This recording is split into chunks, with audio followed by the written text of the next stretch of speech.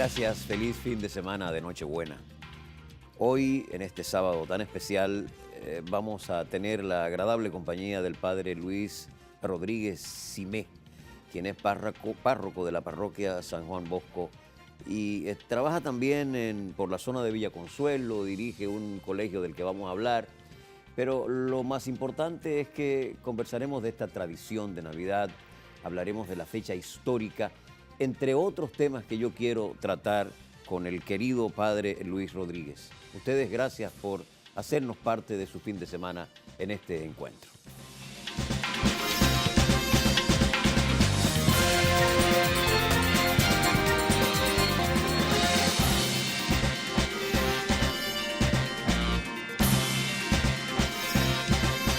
Padre Luis Rodríguez, pienso que es oportuna su presencia, porque precisamente arrancamos ya el fin de semana de la Nochebuena, que la gente la hace más festiva que religiosa. Es así. De hecho es así, pero qué bueno que haya una relación de ambas cosas, ¿no? Claro, claro que sí. Yo quisiera que conversáramos de estos aspectos, pero yo quiero adentrarme en el mundo del trabajo religioso. Okay. Y quiero que usted, por favor, me establezca la diferencia entre el concepto religioso y diocesano. ¿Cómo se aplica en cada caso? Los religiosos hemos sido fundados por alguien que se identificó con una misión determinada. Si queremos mencionar alguno, por ejemplo, podríamos decir los franciscanos. Su origen es con San Francisco de Asís, aquel hombre rico que decidió dejar toda su riqueza e incluso cuando salió de la casa paterna se desnudó, se quitó su ropa, la que llevaba puesta, la dejó y se fue pobre. O sea, se fue sin ropa o se puso una túnica, sin ropa, como se usaba. Se quitó, se fue desnudo. Sí. Después se puso su túnica, que es la que hoy día usan los franciscanos, por su fundador. Entonces, por ejemplo, los religiosos estamos identificados con una persona que, siguiendo los mandatos de Cristo Jesús, se identificó con una misión particular. Cristo Jesús dice, pues de los pobres es el reino de los cielos, en ese caso. Por ejemplo, yo soy salesiano y nosotros como fundador tenemos a San Juan Bosco. Se identificó con la juventud pobre y abandonada de su tiempo, de aquellos que venían de los campos de Roma a Italia, de los campos de la ciudad, venían a Italia, a Roma, y entonces se identificó para que estos jóvenes tuvieran alguien que les socorriera. Entonces, los religiosos nos identificamos con un carisma, con una misión. Pero en resumidas cuentas, todos tienen en un altar especial a la figura de Jesús. Claro que sí, porque el fundador se identifica con una característica particular de Cristo Jesús. Por ejemplo, San Francisco de Asís se identificó con la pobreza de Cristo Jesús, que dice, bueno, si de los pobres es el reino de los cielos, pues voy a trabajar con los pobres. San Juan Bosco se identificó con Cristo Jesús en el amor a los niños y a los jóvenes. Dejen que los niños vengan a mí porque de ellos es el reino de los cielos. ¿Y los benedictinos entonces? Entonces, entienden que la vida de Cristo Jesús es una vida de oración, de silencio, y por eso me retiro de la ciudad para orar. El benedictino tiene la particularidad de que su eje central de oración es el canto, ¿no? El canto. Estoy perdido. El canto gregoriano, porque es el origen de la liturgia, latín, gregoriano, es el origen de la liturgia y por eso no quieren cambiar, porque para ellos su tradición también le da espiritualidad en ese sentido. Entonces, por eso, a través del canto, y por eso su liturgia es un poco más tranquila, más pausada, más cantada, cosa que lo que somos de vida activa, y ahí vengo al término, los benedictinos son de vida contemplativa. Nosotros los religiosos que estamos en el mundo, en la calle, somos de vida activa. Entonces, ¿cuál es el aporte social de los benedictinos? Porque ustedes, y quiero poner esto en contexto, ustedes, digamos, los salesianos, o están en un colegio, o tienen un oratorio, claro, claro que sí, o tienen una labor directa con los jóvenes en los barrios. Bueno, sí, claro, están en algo dentro del esquema social.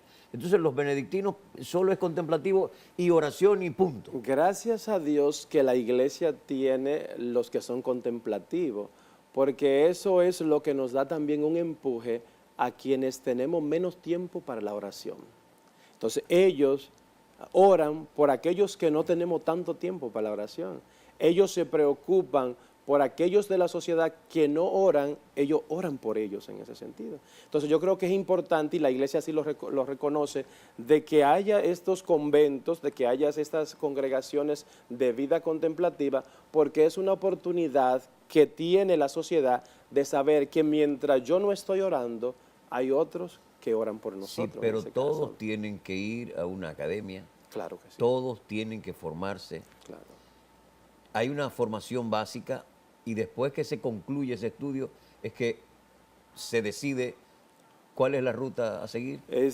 O uno arranca del principio y dice, yo voy a ser seclar, bueno, yo voy a ser jesuita. Claro. Entonces, bueno, o es al final de la No, jornada. cada quien se identifica con una misión dentro de la iglesia.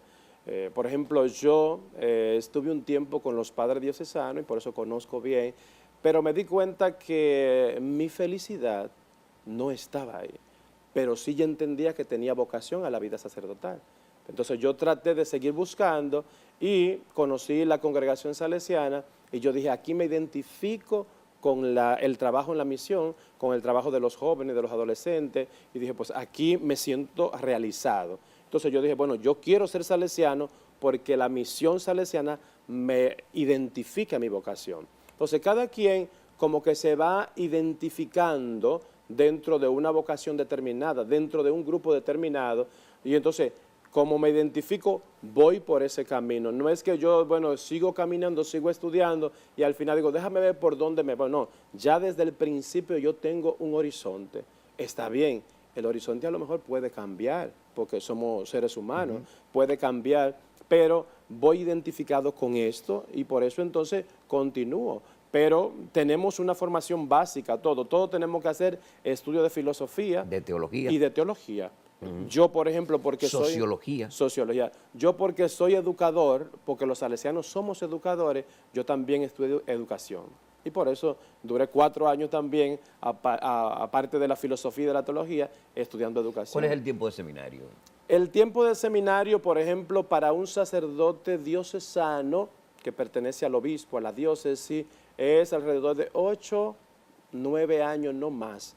Nosotros los religiosos que tenemos que hacer otros estudios, pues a veces pasamos 10, 12 años en los estudios para poder complementar todo lo que las congregaciones nos exigen y nos piden. Y le puse el caso específico de la sociología, porque siento que hay muchas familias, muchas personas, títulos individuales, que acuden a ustedes a buscar, digamos, una orientación, porque a lo mejor la vida no le ha tratado bien o quieren encasillarla o encarrilarla por el mejor de los senderos. Claro. Entonces ustedes tienen que prepararse para recibir a estas personas. Porque yo me imagino que en la confesión ustedes reciben, digamos, muchos problemas que les llegan. Claro. Sí, es interesante. Nosotros, por ejemplo, el estudiar sociología, psicología, es parte de la especialización. Nosotros estudiamos lo básico, pero luego entonces entramos en proceso de especialización. Puede ser, por ejemplo, la psicología con orientación a la familia, puede ser la sociología, porque nosotros vivimos dentro de una sociedad donde la sociedad pide al sacerdote incluso a veces más de lo que el sacerdote ha recibido. Y la persona viene en donde ti y necesitan irse con una orientación. Y hay gente que cree que usted no se puede equivocar. Eso es cierto, eso es cierto. Y digo, nosotros somos seres humanos con todas las limitaciones humanas. Pero tienen que tener mucho cuidado. Claro que sí. Porque se supone que hay una misión de ustedes en la tierra, Claro. que la van creando desde la educación y que debe ser, digamos, el ícono, el ejemplo a seguir. Y cuando eso se desvirtúa, entonces lo que ocurre es que le puede hacer daño a la iglesia, en términos generales. Claro, ahí vienen las palabras de Cristo Jesús. Pobre de aquel de ustedes que sea piedra de escándalo para los demás. Entonces hay que dar cuidadosamente. Esa es una buena expresión. Claro, claro que sí. Es decir, pobre de aquellos. Incluso Cristo Jesús es más categórico. Él dice, más le valdría que se amarrara una piedra de molino y se tirara al fondo del mar. ¿A ustedes les toca como estudiante ¿cómo se llama? Estudiante de seminario, conocer la figura humana de Jesucristo? ¿O simple y sencillamente se supeditan al Hijo de Dios, al hombre que vino a salvar el mundo y que resucitó al tercer día? Y no estudian al hombre, al ser humano, al que se incomodó en el mercado, al que tuvo a María Magdalena, digamos, a lo mejor detrás, siguiéndola, una mujer atractiva, bonita, que a lo mejor tuvo alguna intención marcada a título personal con ella. ¿Estudian ustedes a ese Cristo que, por ejemplo, Giovanni Papini lo refleja en una historia de Jesucristo que escribió hace muchísimos años? Es interesante, no podemos supereditarnos a un Cristo Jesús místico, sino que también Cristo Jesús humano. Qué bueno. El hijo de María, el hijo de José, el que trabajó con su propia mano, el que se incomodó cuando llegó al templo y encontró que la casa de Dios la habían convertido en una cueva de bandidos y empezó a dar latigazos. Nosotros conocemos al Cristo Jesús humano, porque no podemos quedarnos con la figura del divino, porque si no fuera inalcanzable para nosotros. Y nosotros estamos tratando de seguir un camino de perfección. Y si no vemos a un Jesús humano, de verdad que no vamos a poder llegar al divino en ese sentido. Todos esos grupos, núcleos que forman una iglesia, ¿hacen voto de pobreza? Dentro de las congregaciones y dentro de las, diríamos, de las diócesis, es un poquito, diríamos, un poquito más sui generis o más ligero, más liviano en algunos. Otros, por ser ya miembro de una congregación, tenemos que hacerlo obligatorio, los votos de pobreza.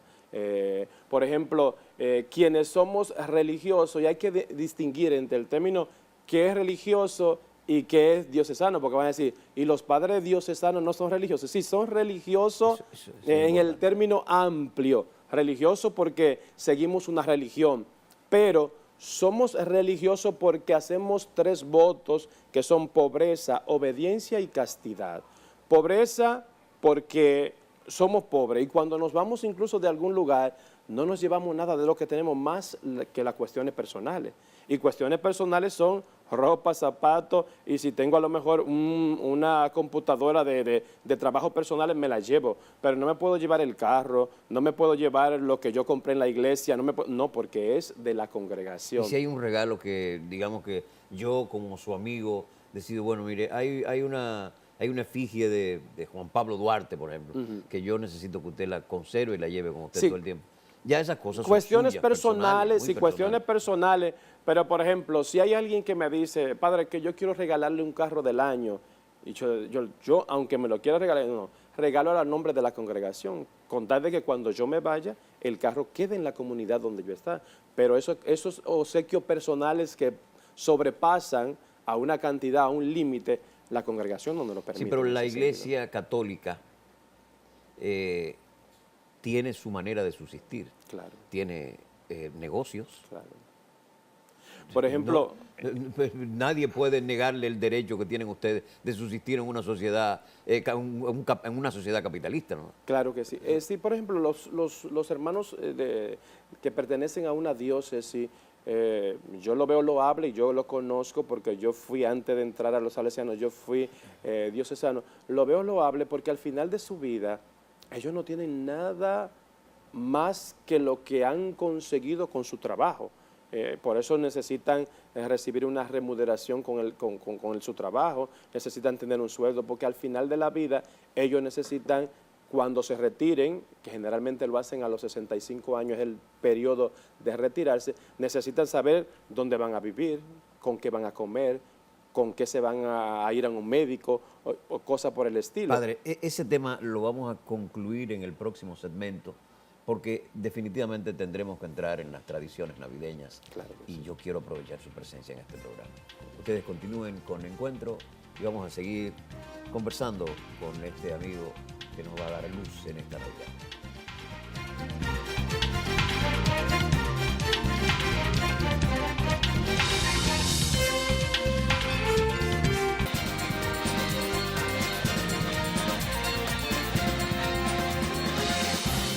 acompaña en este encuentro el padre Luis Rosario, párroco de la parroquia San Juan Bosco. Entre otras cosas, porque ahora vamos a conocer cuál es el colegio que está dirigiendo y qué otra parroquia le toca hacer la dirección. Claro. Vamos a terminar con el tema de la actividad de ustedes como, digamos, como fuente de vida, ¿no? Los jesuitas, por ejemplo, no tienen necesariamente que hacer voto de pobreza, porque veo que hay una cantidad de jesuitas que están ligados con las universidades y con otros proyectos de orden social y están integrados a la actividad productiva, ¿cierto? Mira, los jesuitas son también religiosos y hay que entender que todo religioso obligatoriamente hace sus votos de pobreza, obediencia y castidad.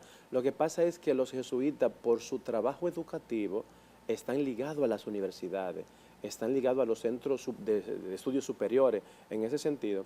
Pero como todos jesuitas, pues quizás ellos tienen una manera diferente de administrar su pobreza, pero tienen que hacer los votos de pobreza. Entonces, a lo mejor no la hacen como un franciscano, como un salesiano, como un mercedario, pero sí tienen que hacerlo porque lo que ellos ganan no es a título personal, sino a título de congregación. ¿Y por qué cuando vemos algún movimiento social importante, cuando vemos algún cambio en la actividad política de un pueblo que a lo mejor se inclina un poco más hacia la izquierda, vemos a un jesuita involucrado? ¿Por qué? Porque no nos olvidemos que una cantidad de jesuitas estuvieron muy de cerca de Fidel Castro. Claro. Hay una cantidad de jesuitas que estuvieron cerca con la Revolución Sandinista. Hay jesuitas, curas en Centroamérica que se involucraron con la guerrilla directamente. Y son parte, son íconos revolucionarios hoy. ¿Por qué los jesuitas generalmente están en esos ambientes? Los jesuitas quieren crear en la sociedad y en las personas una conciencia clara de lo que al ser humano le pertenece. Es decir, por idiosincrasia, por personalidad, al ser humano le pertenece cosas que a lo mejor la sociedad de hoy día no se la da, y la sociedad de otros tiempos, atrás en ese sentido. Es interesante, tú haces mención, por ejemplo, en Cuba, Fidel Castro estudió con los jesuitas. Y trabajó con los jesuitas después de la revolución, claro que no sí. nos olvidemos. Entonces, pero ellos, los jesuitas, yo digo, lo que quieren crear en el ser humano es esta conciencia de liberación, esta conciencia de salir de abajo. Y entonces por eso incluso los jesuitas, aunque lo vemos en las universidades, los jesuitas son los que están en la periferia. Si tú vas a Guachupita, allá están en Guachupita los jesuitas. Si tú vas a Gualey, los jesuitas están ahí. Si tú vas a San Cristóbal, es decir, quieren crear esa conciencia de que el ser humano... Perdóname, padre, tienen un tigueraje. Claro, pues para llegar a los tigres... Tienen un tigueraje. El jesuita es un tipo que tú te sientas y te está bebiendo un trago y el jesuita llega y es capaz de bebérselo contigo. O sea, es una persona con un dominio de la escena que... Claro, que para poder llegar hacia donde ellos quieren llegar, tienen que ser así. ¿Qué opinión le merece el Papa? El Papa Francisco ha llegado a... Él está en otra corriente. Claro, ha llegado a revolucionar la iglesia. Y si nosotros queremos que la iglesia hoy día tenga un rostro fresco, un rostro creíble, tenemos que ir por ese camino. Es decir, no podemos seguir una iglesia donde nos sintamos en las oficinas, donde estemos en la parroquia como templo físico. Hay que ir a la periferia, hay que ir. E incluso el Papa Francisco dice, tenemos que crear una iglesia en salida, una iglesia en camino. No podemos conformarnos con los que vienen a la iglesia, que son el mínimo. Son las menos personas son las que vienen a la iglesia. Yo tengo, por ejemplo, 2 parroquias y si yo contara los feligreses que van en el fin de semana a la misa, no pasan de 2.500 personas entre las 2 parroquias. Entonces digo, ¿cuánta gente yo tengo a mi alrededor que no viene a la iglesia? ¿Por qué hay una metodología de oración que no ha cambiado con el tiempo? ¿Por qué vamos a la misa, rezamos el credo, el Padre Nuestro, levantamos el nombre, le elevamos el nombre de Dios a los altares, no sé cuánto, y estamos haciendo exactamente lo mismo, excepto en el caso del sermón de ustedes? Sí, sí. No hay, porque he oído gente dice, bueno, pero la misa es exactamente lo mismo, excepto lo que ustedes llevan en el sermón, en la expresión abierta y eso del diálogo con la gente. no hay manera de cambiar eso. O eso tiene una razón específica. Y es bueno que usted le explique, padre. Claro. Es interesante ver que la estructura de la misa, de la Eucaristía, es una estructura milenaria, es una estructura que viene con los tiempos, sí. pero hay que entender que puede llegar a cambiar, porque Cristo Jesús no instituyó la misa en ese estilo. Cristo Jesús hizo una cena de despedida. Una cena de despedida con sus apóstoles, y una cena de despedida comió, compartió, habló y le dijo, hagan esto en memoria mía. Es decir, cada vez que ustedes hagan esto, háganme en memoria mía. Pero la estructura que nosotros hoy tenemos en la misa es una estructura humana. Ahora, yo hasta la defiendo, porque yo pienso que la oración tiene un modelo, tiene un esquema, tiene un canon. Claro. Y ese canon puede desarrollarse hasta el punto de que hay un momento en que, como los buenos jazzistas, tú agarras el saxo y comienzas a tocar solo, tú comienzas a expresar lo que tú sientes. Entonces, eso sería, digamos, en el caso del sermón. Claro que sí. Entonces, es interesante, por ejemplo, el sermón, las lecturas, los cantos. Lo que pasa es que a veces, como los que estamos yendo a la iglesia, en muchas ocasiones somos los mismos y nos hemos metido a la rutina, nos hemos acomodado, incluso nos hemos acomodado no solamente, diríamos, en la estructura, sino en la persona física. Hay personas que van a la iglesia y se sientan en el mismo banco siempre. Sí, ciertamente. Y no hay quien lo mueva de ahí. Ciertamente. En ese caso, entonces nos hemos acomodado a eso. Entonces yo creo que es importante el que veamos esto. Tenemos una estructura, y es una estructura importante, y es la estructura que nos permite a cada sacerdote no estar inventando, porque si no inventáramos mucho. Padre, si seguimos hablando de esto, nos vamos a olvidar de la Navidad. Porque este es un tema interesante que yo pienso que en muy pocas oportunidades la gente se atreve a manejarlo en los medios. Claro. Y es verdad. Por ejemplo, pudiéramos hablar un poco del voto de castidad, pero yo creo que ese es un tema al que entraríamos y nos resultaría muy difícil salirnos. Claro que sí. Vamos a hablar un poco de la Navidad. Claro. Vamos a volver a recordarle a la gente por qué celebramos la fecha y por qué, o si ciertamente Jesús nació en diciembre. Es interesante entender, para los profetas del judaísmo, ellos tenían claro y tenían como creencia que el gran profeta, el que moría siendo profeta, moría el mismo día que nacía. Los judíos eran así, es decir, ellos entendían que el que era profeta de verdad tenía que morir el mismo día que nacía. Y entonces es interesante que el primer Viernes Santo se celebró el día 25 de marzo. Y Cristo Jesús, según la tradición de la iglesia, nació el 25 de marzo. Ya.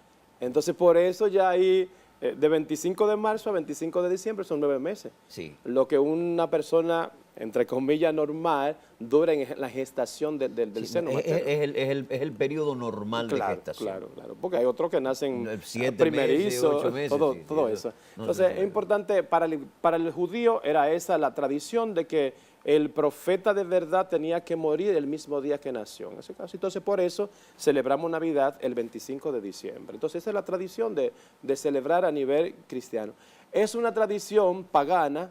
Se entendía también que en esa fecha de invierno se celebraba al sol, al dios sol, Sí. el Dios que nace de lo alto. Sí. Y por eso incluso nosotros en la liturgia católica tenemos oraciones que dice, nos nacerá el sol que nace de lo alto. Entonces, ¿en qué fecha fue que nació Jesús? Entonces, En resumida cuenta. En resumida cuenta, nació el 25 de diciembre, Cristo Jesús. Porque, según la tradición de los judíos, en su historia, se entendía eso. Y según lo que nosotros defendemos y creemos, como la palabra de Dios en la Biblia, encontramos que la anunciación de la Virgen María fue el 25 de marzo. Y de 25 de marzo a 25 de diciembre son 9 meses. ¿Quién escribió el Ángelus? Entonces, el Ángelus es una oración, diríamos, que la Iglesia Católica entiende que como piropo a la Santísima Virgen, porque el ángel cuando le anuncia, le dice, Dios te salve María, llena eres de gracia, el Señor está contigo. Ante la turbación de María, ante ese momento de duda, de eso, el ángel le saluda con cariño. Entonces, el ángelus, si es como nosotros lo tenemos en este momento, podríamos decir, es una creación de organización humana, pero si la vemos como saludo del ángel a la Virgen María, es una saludación divina. Entonces, el ángelus es una expresión navideña. Claro, O claro. sea, el ángelus es una oración de Navidad. De Navidad, porque fue en la Anunciación cuando el ángel le dice, te saludo llena de gracia, el Señor está contigo, bendita tú entre las mujeres. ¿El Ave María cuándo aparece? El Ave María aparece en la iglesia desde el momento de la Anunciación, es decir, el ángel le anuncia, y entonces le anuncia que ella será llena de gracia, pero cuando se complementa el Ave María es cuando María va donde su prima Santa Isabel, ante un saludo de alegría, un saludo de novedad, un saludo de fiesta. Isabel le dice a María, bendita tú entre las mujeres y bendito el fruto de tu vientre. ¿Quién soy yo para que me visite la madre de mi Señor? Es decir, ante ese saludo que yo siempre, yo digo, me he enamorado del saludo de María y de Isabel, porque es un saludo de ternura. Es una expresión muy bonita. Es un saludo de cercanía, es un saludo también de solidaridad. María, que es primeriza, Sí. y para todo entendemos que una mujer primeriza y de una edad muy joven, María, era una complicación el embarazo, y más en aquellos tiempos. Y María decide ir a servir a una anciana que tiene 84 años y que está embarazada. María dice, no, yo tengo que ir y tengo que servirle. Y por eso María se quedó 3 meses con su prima Isabel, sirviéndole. Y eran los 3 meses peores para una mujer embarazada, diríamos, en gestación de juventud, eran los 3 meses de malestar. Aquí hay un detalle, padre. Y ahora escuchándolo, hay cosas que me vienen, algo que he leído. La mujer ha sido fundamental en la concesión del principio religioso. Fundamental. Sin María no hubiese habido Jesús. Sin una madre abnegada, difícilmente Jesús hubiese sido el hombre que fue. Pero detrás de Jesús había una Magdalena. Que pudiéramos armar toda la historia detrás de su figura o con su figura, pero fue una mujer entregada y fue una mujer que estuvo con Jesús. Y hay quienes plantean que, bueno, la religión la retrata igual, de que es ella la que va ¿cómo se llama?, la tumba y encuentra que no está el cuerpo. Entonces, ese papel fundamental de la mujer, ¿por qué realmente la vemos y la hemos visto o la vimos casi siempre en un segundo plano en la iglesia? La historia la escribieron los hombres. Y al escribir la historia los hombres, escribieron una historia machista. Es interesante. Es decir, si nosotros sacáramos de las iglesias, y no solamente hoy día, sino en otros tiempos, si sacáramos de las iglesias a las mujeres, quedarían vacías las iglesias. Pero la iglesia, la historia humana, porque incluso si queremos mencionar, por ejemplo, Santa Teresa de Jesús, que es doctora de la iglesia, sí. Si quisiéramos mencionar nombres de mujeres que sí tenían gallardía, valentía, que eran personas muy inteligentes, la iglesia no les permitía estudiar, porque la iglesia era hija de la sociedad. Pero no pudo con Cleopatra.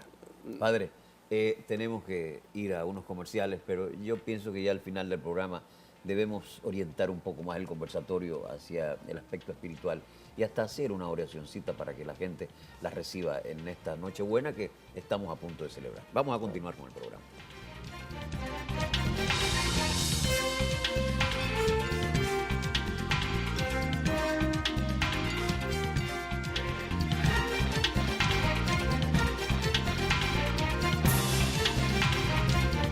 El Departamento Aeroportuario y el Consejo Nacional de las Comunidades Dominicanas Residentes en el Exterior dieron la bienvenida a cientos de dominicanos y turistas que comenzaron a llegar al país por las diferentes terminales aeroportuarias con motivo de las fiestas de Navidad y fin de año. Nelson Mateo tiene algunos detalles importantes.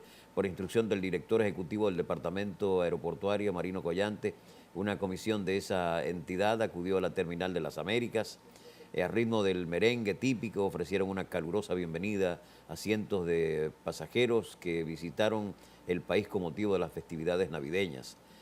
Ramiro Espino, titular del Consejo Nacional de las Comunidades Dominicanas, residente en el exterior, estuvo presente, los dominicanos se saludaron, la comisión aeroportuaria la integraron los subdirectores ejecutivos Omar Fernández, Nelson y Nicolás Mateo, las doctoras Elizabeth y Rosa Félix. Bueno, ya estamos dando la bienvenida a la gente, ya hay mucha gente que llegó. Yo quiero que el desenfreno no nos arrope y que podamos celebrar esta fecha como realmente debemos celebrarla, viviendo con intensidad la alegría, pero entendiendo que también hay que limitar las cosas para no quebrar la tranquilidad, que es lo más importante. Padre, yo decía que vale la pena que ya esta parte del final usemos, digamos, el tiempo como para hacer reflexionar a la gente, porque yo ahora mismo hablaba de desenfreno, de que la gente se olvida de que el enero está ahí y de que la vida debe seguir y de que un vacío en la familia, la despedida de una persona a causa de ese mismo desenfreno, va a traer traumas que no se pueden mediar fácilmente. O sea, yo pienso que ustedes como religiosos, los indicados a orientarnos, pudiera ayudarnos en eso en este momento. Es importante, estaba leyendo un artículo de la homilía del Papa Francisco de ahora del miércoles en la capilla de Santa Marta en el Vaticano, y él decía, la Navidad es sorpresa, pero no sorpresa como el mundo nos las ofrece. El mundo nos ofrece la sorpresa de que el desenfreno, la bebida, la comida, pensando que esto se va a acabar y que como se va a acabar tengo que también yo acabarlo todo en ese sentido. Entonces yo creo que la Navidad es sorpresa en el sentido de que tiene que sorprendernos de manera positiva. Y es interesante, si queremos hacer referencia a la primera Navidad, la primera sorprendida fue María. María se sorprendió ante un anuncio que ella no lo estaba esperando. Diríamos, ante un ascenso que ella no estaba preparada para recibirlo, pero aceptó hacer la voluntad de Dios en ese sentido. Y yo creo que la Navidad es aceptar la voluntad de Dios en ese sentido.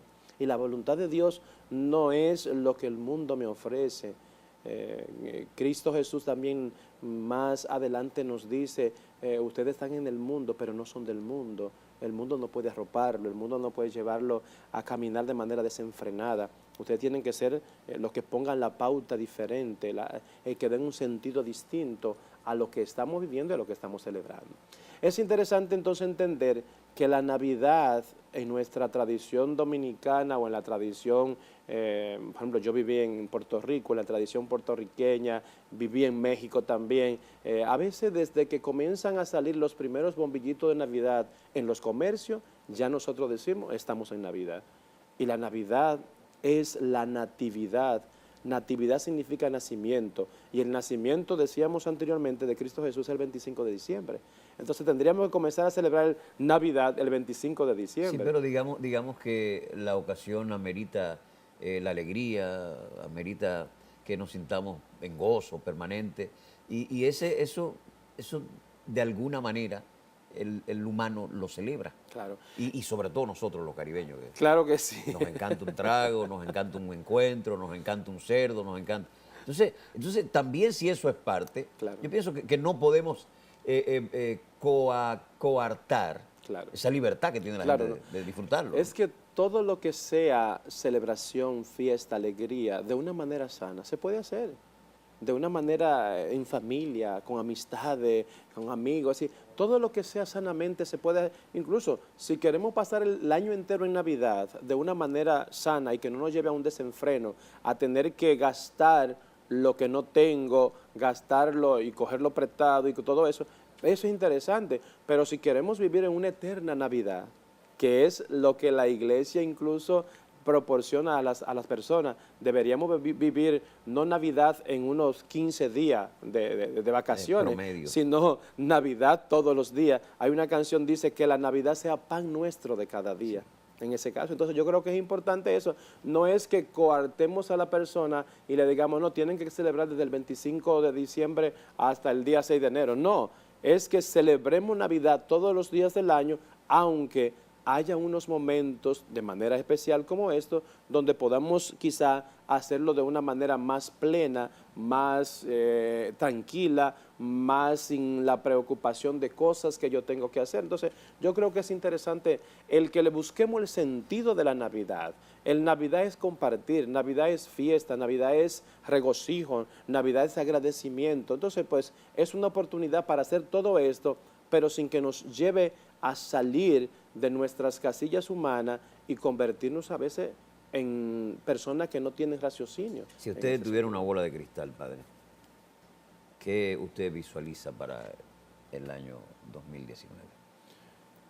Yo visualizo un año 2019 lleno de esperanza. Porque este ha tenido su dificultad, Sus altas y sobre sus todo en el seno de la sociedad, muchos feminicidios. En el mismo seno de la iglesia también. En el mismo seno de decir, la no iglesia. podemos, Ya el Papa Francisco dijo que todo aquel que haya incurrido en error, que debería ser él que vaya a entregarse. Claro que sí. Pero personalmente y con la responsabilidad que le da su sotana, ¿no? Claro que sí. Entonces yo veo un 2019 lleno de esperanza y lleno de ilusión, porque para un cristiano, Cristo Jesús es la misma esperanza. Para un cristiano es lo último que nosotros podemos perder.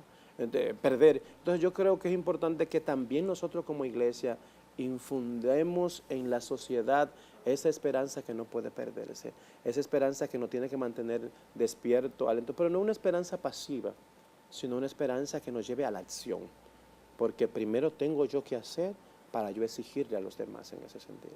Entonces yo creo que es importante eso, y sobre todo que sea un 2019, y que los vislumbro de esa manera, un 2019 lleno de cosas que hacer, pero cosas positivas. Un año preelectoral. Claro que sí.